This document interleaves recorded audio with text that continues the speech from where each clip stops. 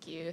The rearrangement may be fortuitous. Chris and I have not spoken before, but there are a number of interesting to me intersections in our discussion. We'll talk after.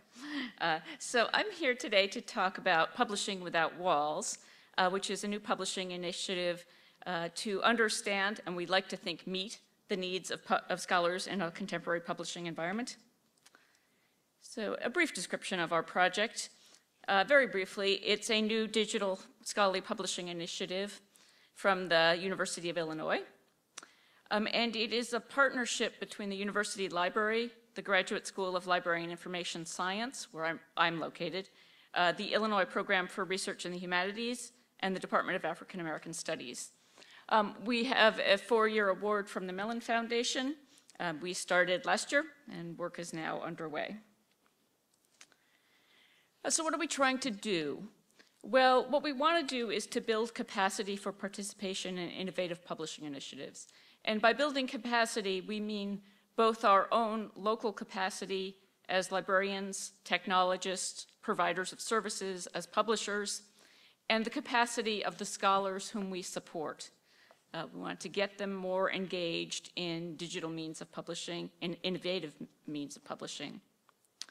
And my piece of this world, so this is the one I'll focus on for a bit, is to conduct research and assessment of how emerging technologies align with the expressed needs of the participating scholars.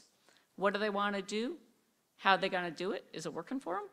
Can we help them? And you know, we, of course, modestly, our ultimate goal is to create a new model for the conceptual development of scholarly communication. So the research piece, and as I say, this is mine. What we're trying to do is understand, are you scholars out there? What are you up to? What are you thinking when you think about publishing? What's your current practice? And what are you trying to do? What are your objectives? And how do you think about the options that are available to you? What are your requirements for those options?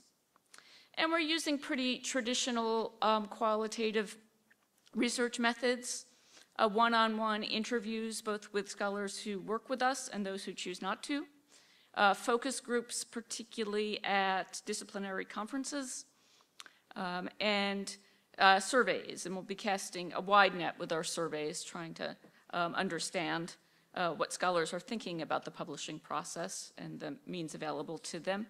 And let me say, right now, we are focusing as an entry point on humanists for the most part, partly because that was what the Mellon Foundation was very interested in. They wanted to understand how publishing practices in the humanities might shift, but we like scientists too. And if you're interested in being a research subject, we'd love to hear from you. We just started recruiting. We just got through all our IRB approvals last week. And so we're looking for likely subjects. This is just a smattering of the kinds of questions we're asking. We have a million of them. But these are the kinds of things we're trying to get at through these various research methods. What are your scholarly goals? What impact would you like to have? What are your professional goals? How do you make your choices? How are you thinking about sharing the work that you have underway now? Do you need to get it out fast? What kind of priority is that? Do you have an ideal form of publication in mind? And if you do, are there barriers to realizing that form? And can we help? And we're also asking about past publishing experiences of all kinds. And have they been satisfying, dissatisfying? How have they helped you to meet your goals? It's just a quick look at what the process looks like from an author-scholar's point of view. Author has an idea.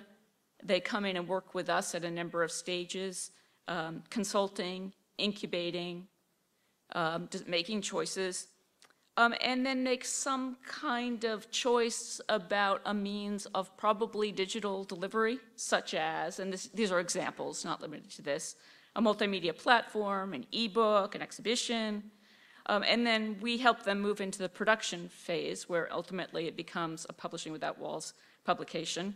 We're also partnering with 3 university presses. So if the scholar's goal is to have the imprimatur of a university press and the content is suitable, we're trying to match it with those presses, and we might have the online publication through Publishing Without Walls, and the university press might do a traditional print monograph. And as the university presses are also beginning to develop online publishing mechanisms, we may have a pipeline there too. And the presses are participating in this as an experiment, trying to figure out if we can help get them content that they can use and that is ready to disseminate. A few pilot publications. These are people who actually sought us out before we began outreach, so there was demand in different stages.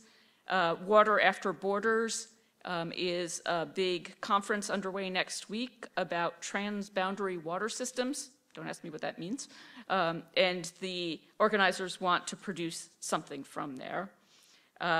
There's a music publication to accompany a university press book in ethnomusicology, a new online multimedia journal called Media N, designed for new media studies and also new media art, and a translation of a heretofore untranslated work by Georges Clemenceau about Monet that's being developed and published online that will also have a print component.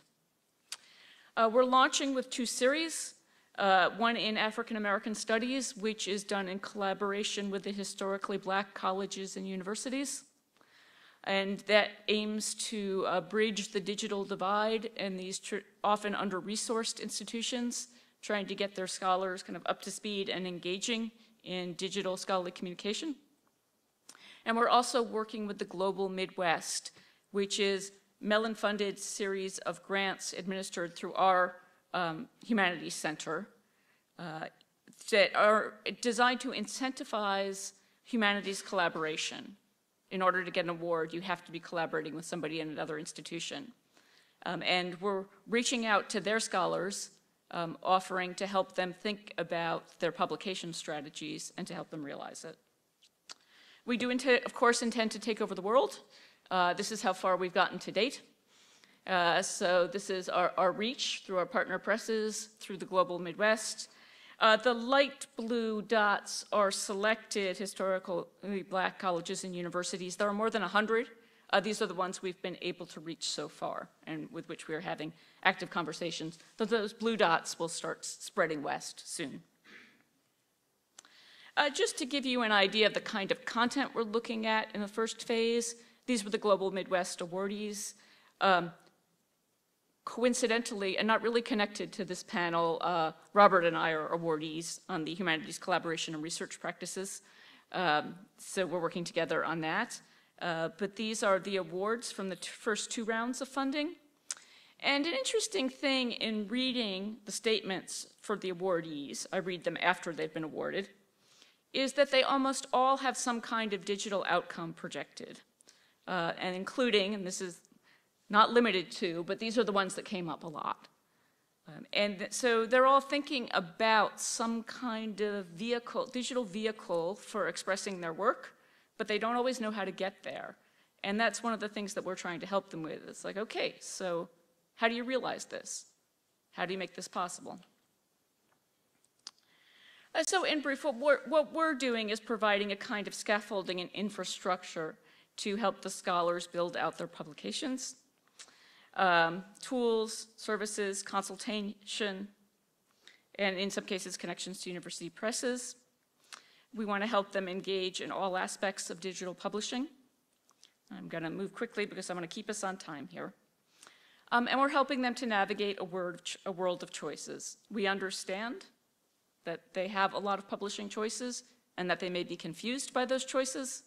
And so trying to help them think through what tools and services help them meet those choices in order to be clear on their goals and to get their publication needs met.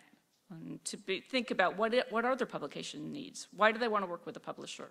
What are they trying to have addressed? So to conclude, this is how we hope it all comes together.